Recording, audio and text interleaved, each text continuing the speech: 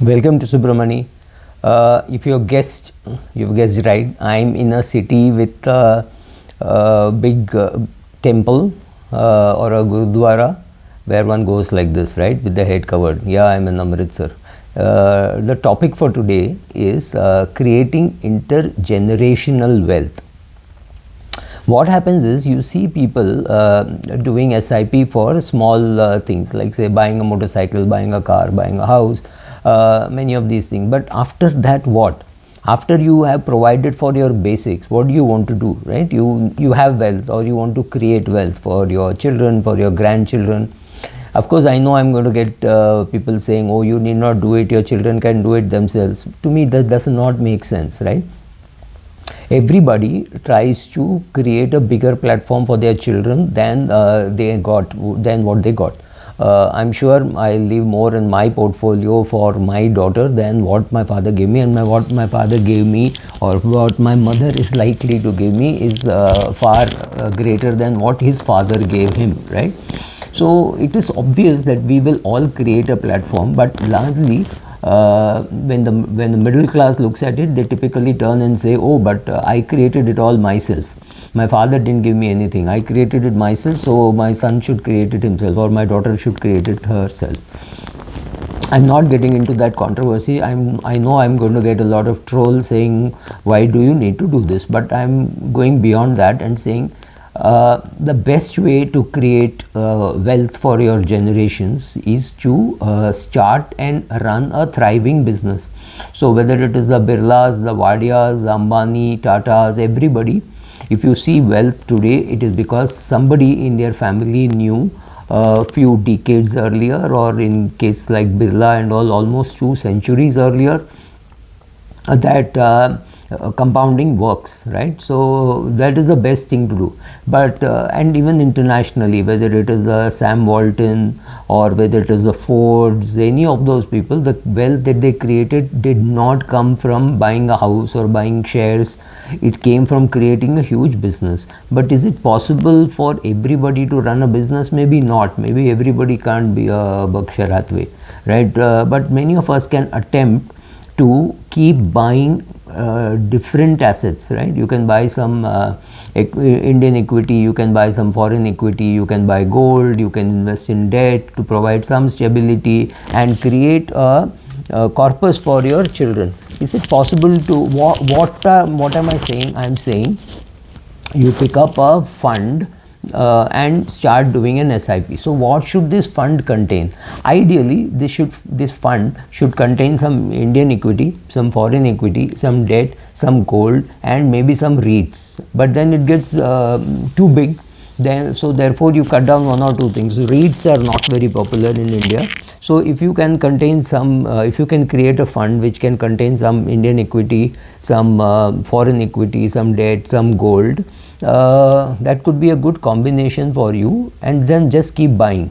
Okay, now look at it this way. It's very difficult to tell somebody you want to create a corpus, you do this, you will create a heirloom for your family, right? That's what you're doing. You're not, I mean, it's like buying a piece of diamond and hoping that the price will go up, but then somebody comes out with a green diamond or an artificial diamond and prices of diamond crash. Anything like that is possible.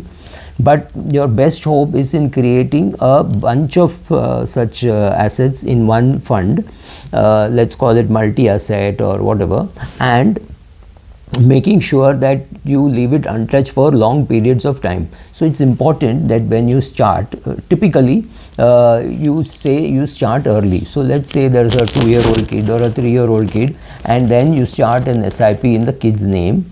Whatever be the amount that you can afford. For somebody 5,000 is big, for somebody 5 lakhs is small. So whatever amount you can afford to, you start doing an SIP in the kid's name. I'll come in a minute why the kid's name is, because whatever rate of return you get, you really don't have control over it. Will you get 8%? Will you get 9%? Will you get 12%? Depends on so many factors. And when we are talking of a heirloom, we are talking of really long periods of time, right? 60, 70, 100 years. So you start this SIP and you do it as a step-up SIP. Whatever be the amount, I'm not getting into the amount, I'm not even getting into R, but I'm only talking about N. So n is the number of years for which you are doing this. So you start a fund SIP for this 2-year-old, and you have to teach the child only one thing: do not touch it for a long period of time. Do not interrupt the compounding. That is the secret. So you start an SIP, do a step up SIP. So for calculation purposes, if you do 5,000, then 5,000 becomes 5,500. 5,500 again, another 550 rupees gets added to it. So the step up SIP is happening. The rate of return may be, if you're stepping it up by 10%, and you're getting a 12% return, which means over 3-4 years it should double, right? You keep doing this, and teach the child only one thing. Teach the child this is like a mango tree. You can pluck mangoes, but you should not be cutting the tree. Don't give, we all will get excuses to cut the tree, right? What if BJP loses? Should I cut the tree? What if UPA comes back to power? Should I cut the tree? What if something happens to somebody, right? Any of these reasons. Please understand, the country is there permanently. Leaders may come, leaders may go, parties may change, but the wealth creation process doesn't get interrupted, right? We have lost prime ministers to terror attacks, but the country goes on. So remember that this fund which you're creating, this heirloom which you're creating, is going to last 100, 200, 500 years. What does it do? Typically people say, oh, this will spoil the generation, they will not be driven enough. Really, if the Tatas and Birlas could write off 30,000 crores in their telecom business, it's because of this compounding over so many years. They had the ability and the capacity to think so big. No first generation entrepreneur can afford to write off 30,000 crores so easily, right? It has to, that backing was necessary. So what are all the secrets? The secrets are there, everybody knows that. Start early. So this 1-year-old or a 2-year-old, you start doing an SIP, so you have already started early. Do not interrupt the compounding. Do not ever withdraw.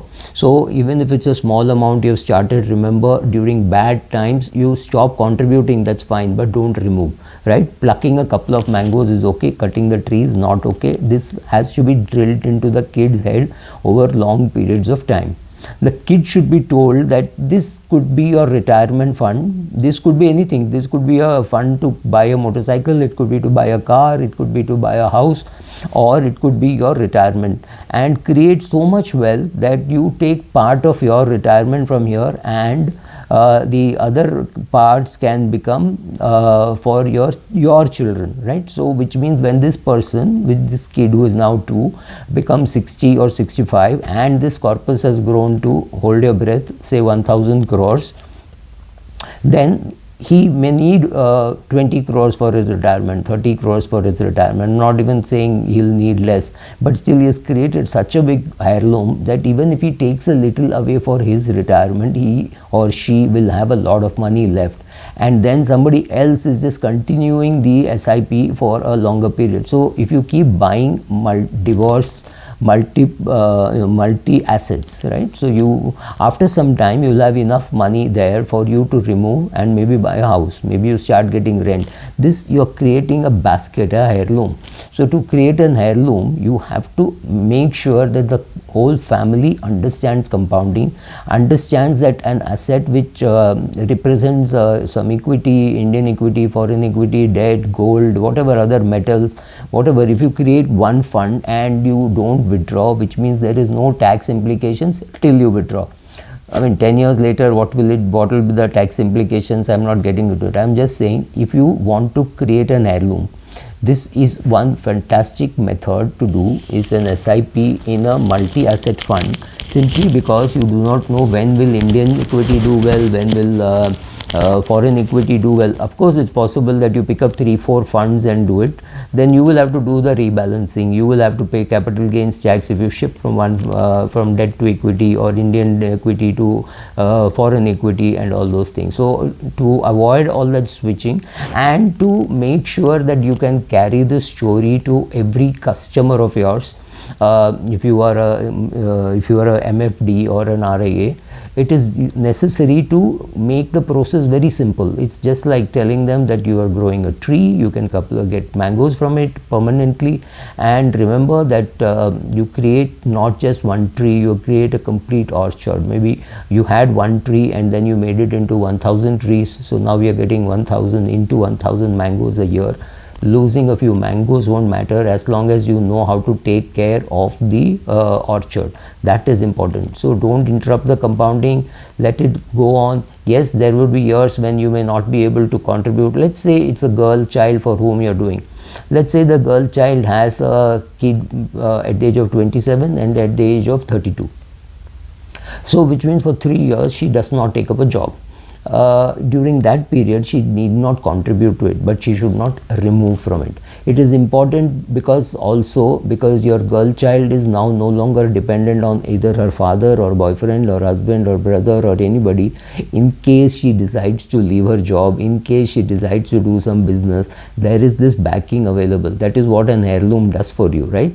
So heirloom used to be houses, it used to be diamonds, it used to be all those things. Today you don't need to do all that, because when you create this heirloom, nobody will know you're creating this heirloom. Nobody will know that you've got a fund with 50 crores, 100 crores, 200 crores, whatever be the number. So start, don't interrupt compounding, keep teaching the child not to cut the tree, and you will be able to create a corpus. What is this corpus going to be used for doesn't matter. It's not for a motorcycle or a car. Yes, you can do that, but largely the aim is to hand it over to generation after generation. Somebody has to make a start. For Birlas, it was somebody called Birla 180 years ago. For you, it was not your grandfather, it was not your father, it could be you. So use it as an opportunity to create wealth. Thank you.